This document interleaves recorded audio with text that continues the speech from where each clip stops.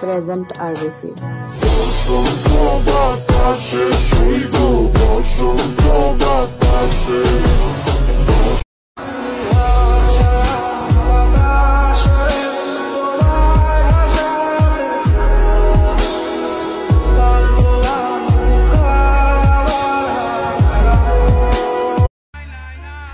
ছোটবেলা যখন মেলায় গেছি সবার আগে পিস্তলটাই কিনছি।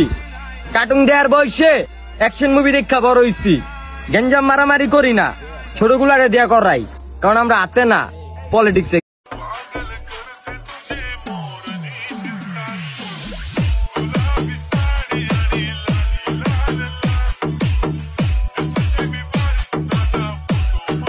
বন্ধু যাই করস জীবনে কোনোদিন ভুলা যাস না আমারে।